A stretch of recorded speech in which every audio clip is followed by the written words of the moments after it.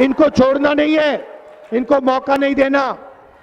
ये आखिरी मिनट पे मैं आपको बता रहा हूं, ये आखिरी मिनट पर आपका वोट चोरी करने की कोशिश करेंगे। इनका लक्ष्य अदानी और अंबानी को फायदे पहुंचाने का है। इनका लक्ष्य अंबेडकर जी के संविधान को खत्म करने का है। ये आजादी से पहले वाला हिंदुस्तान चाहते हैं, जहां दलितों के पास, पिछड़ों के पास, अति पिछड़ों के पास कोई अधिकार नहीं थे। वैसा हिंदुस्तान ये फिर से चाहते हैं। लंबे लंबे भाषण होते हैं, नरेंद्र मोदी जी आते हैं, विकास की बात करते हैं, और फिर यमुना के सामने स्पेशल तालाब बनाया जाता है, साफ पानी का तालाब नरेंद्र मोदी जी के लिए बनाया जाता है। उसमें नरेंद्र मोदी जी स्नान करेंगे और बाकी देश गंदी यमुना को देखता रह जाएगा। ये दो हिंदुस्तान बन रहे हैं, एक अमीरों का, अरबपतियों का, अदानी अंबानी का, और दूसरा गरीब जनता का, किसान का, मजदूर का, बिहार के युवाओं का। स्टेज पे महागठबंधन के वरिष्ठ नेता, महागठबंधन के कार्यकर्ता, भाई और बहनों, प्रेस के हमारे मित्रों, आप सबका यहां बहुत बहुत स्वागत। थोड़ा आज मैं लेट चल रहा हूं, इसलिए मैं आपसे माफी मांगना चाहता हूं कि आपको यहां थोड़ा रुकना पड़ा।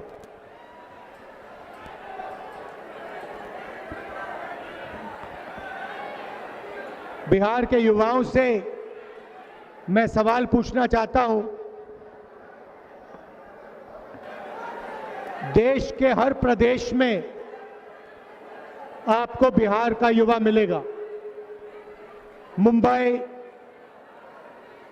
बेंगलोर, हैदराबाद, गुवाहाटी, पूरे देश में बिहार के युवा मजदूरी करने जाते हैं।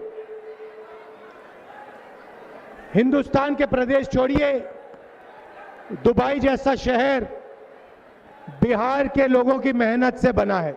यह सही है, गलत है? सही है। तो मेरा आपसे सवाल है, अगर आप पूरी दुनिया में शहर बना रहे हो,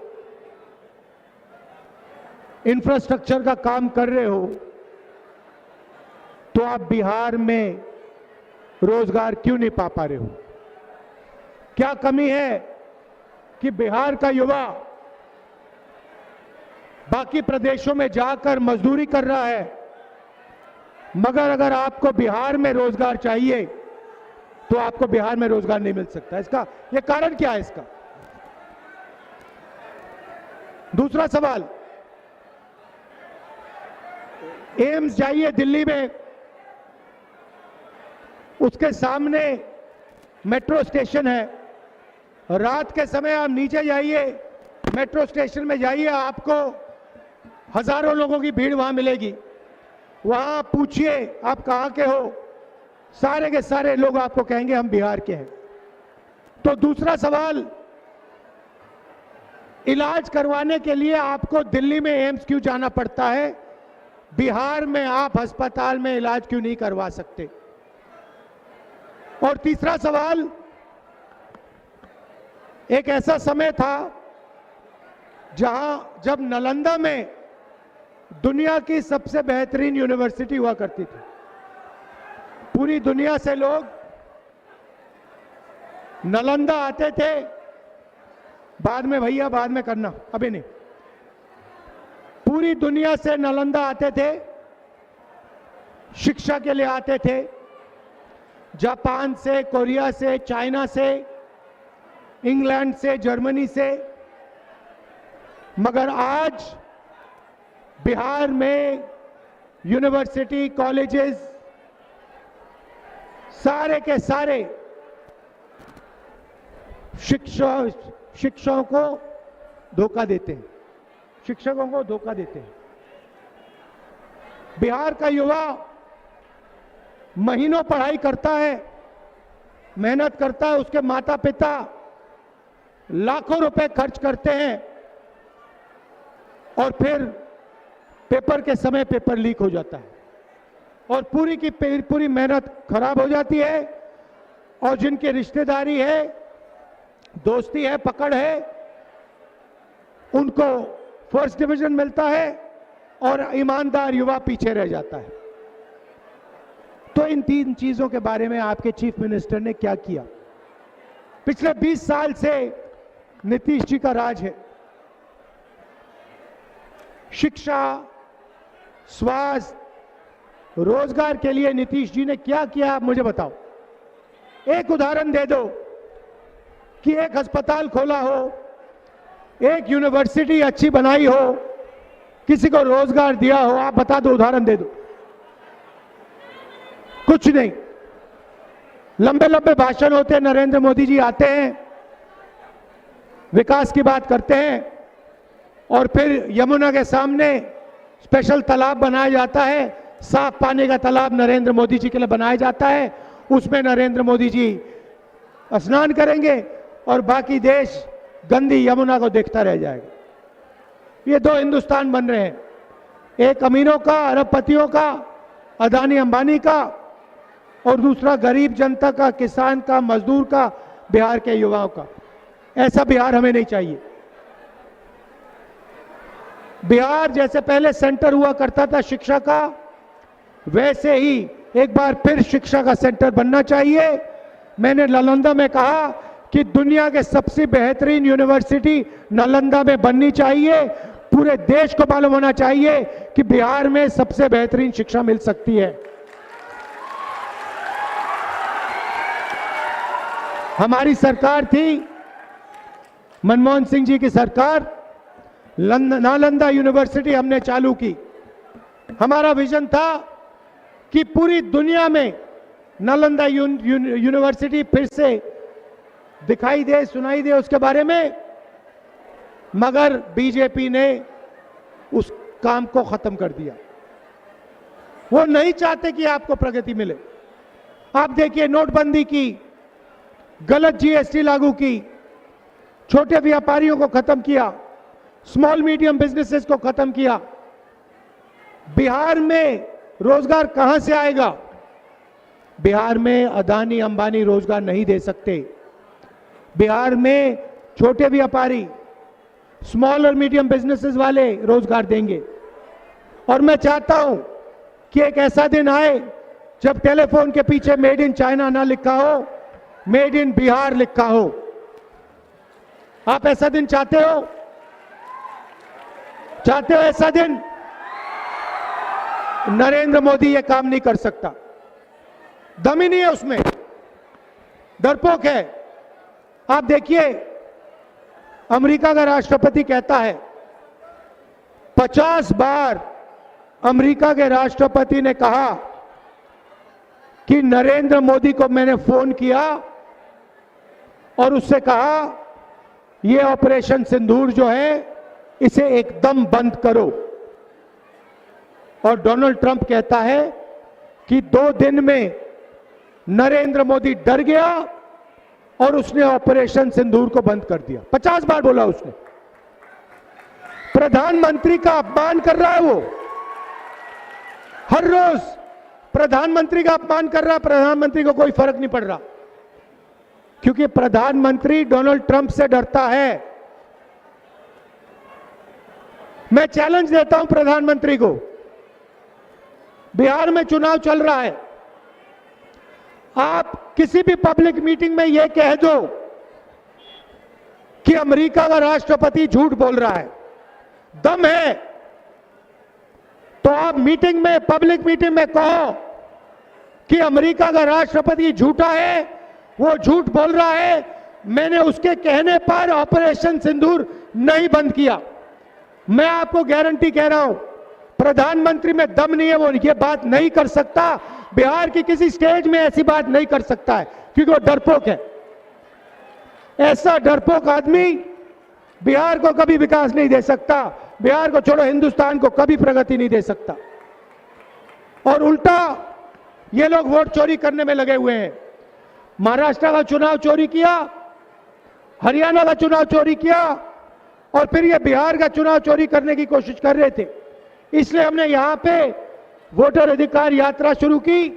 पूरे बिहार में हम गए और आपने पूरे दम से अपनी आवाज इनको सुनाई। भाइयों और बहनों, इनको छोड़ना नहीं है, इनको मौका नहीं देना। ये आखिरी मिनट पे मैं आपको बता रहा हूं, ये आखिरी मिनट पर आपका वोट चोरी करने की कोशिश करेंगे। और बिहार का युवा, आपको पोलिंग बूथ पे खड़ा होना है, लिस्ट देखनी है और चोरी नहीं करने देनी है। क्योंकि अगर आपने चोरी करने दी तो फिर से ये यहां पे नीतीश जी की 20 साल वाली सरकार बनेगी। इसीलिए आपको पूरा दम लगा के वोट चोरी रोकनी है। भाइयों और बहनों, इनका लक्ष्य अदानी और अंबानी को फायदे पहुंचाने का है। इनका लक्ष्य अंबेडकर जी के संविधान को खत्म करने का है। ये आजादी से पहले वाला हिंदुस्तान चाहते हैं, जहां दलितों के पास, पिछड़ों के पास, अति पिछड़ों के पास कोई अधिकार नहीं थे। वैसा हिंदुस्तान ये फिर से चाहते हैं। वो आपका वोट छीनना चाहते हैं, आपका पब्लिक सेक्टर छीनना चाहते हैं, आपकी यूनिवर्सिटीज, कॉलेजेस प्राइवेट लोगों को देना चाहते हैं, अस्पताल प्राइवेटाइज करना चाहते हैं और संविधान को खत्म करना चाहते हैं। क्योंकि ये पुराना जो आजादी से पहले हिंदुस्तान था, राजाओं का हिंदुस्तान, जहां जो भी करना चाहते थे ये लोग कर देते थे, वैसा हिंदुस्तान फिर से चाहते हैं। इसीलिए आपको अंबेडकर जी के संविधान की रक्षा करनी है। मिलकर हम इस संविधान की रक्षा करेंगे और इस संविधान को कोई शक्ति नहीं छू सकती है। मैं आपसे पूछना चाहता हूं, लाखों करोड़ रुपए नरेंद्र मोदी जी ने अदानी अंबानी का कर्जा माफ किया। अमित शाह आते हैं और मीटिंग में कहते हैं कि बिहार में उद्योग लगाने के लिए जमीन नहीं है। तो मैं उनसे पूछना चाहता हूं, प्रधानमंत्री से पूछना चाहता हूं, अगर बिहार में उद्योग लगाने के लिए जमीन नहीं है तो 1 रुपए के लिए आपने अदानी को जमीन क्यों दी? किसान से जमीन छीनकर आप अदानी को देते हो। धारावी में हजारों एकड़ जमीन, मुंबई की महंगी से महंगी जमीन आप अदानी को दे रहे हो। धारावी से आप बिहार के लोगों को हटाकर परे कर रहे हो और फिर आप बिहार में आके कहते हो कि बिहार में जमीन नहीं है उद्योग चालू करने के लिए। बिहार में जमीन की कोई कमी नहीं है। आप उद्योग नहीं चालू करना चाहते हो क्योंकि आप चाहते हो कि अदानी और अंबानी चाइना का माल बिहार में बेचे, चाइना का माल हिंदुस्तान में बेचे। चाइना के लोगों को फायदा हो, अदानी अंबानी को फायदा हो और आपकी पार्टी को फायदा हो जो अदानी अंबानी जैसे लोगों के पैसे से चलती है। यह हो रहा है। भाइयों और बहनों, गठबंधन की सरकार जो होगी, मैं आपको गारंटी कह रहा हूं और गठबंधन का हर नेता आपको गारंटी करके कह रहा है, यह सरकार किसी एक जात की नहीं होगी, किसी एक धर्म की नहीं होगी, हर जात की होगी, हर धर्म की होगी। बिहार के हर नागरिक की सरकार बनेगी। चाहे अति पिछड़ा वर्ग हो, चाहे पिछड़ा वर्ग हो, दलित वर्ग हो,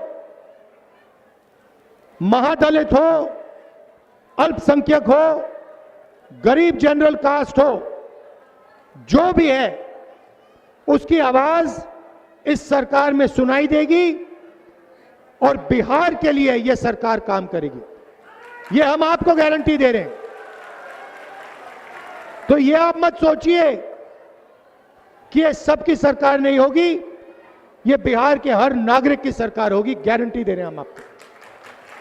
और इससे बिहार के हर नागरिक का फायदा होगा।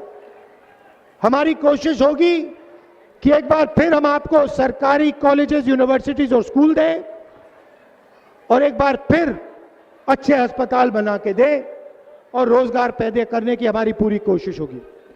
आप सब यहां आए, दिल से आपका धन्यवाद करता हूं।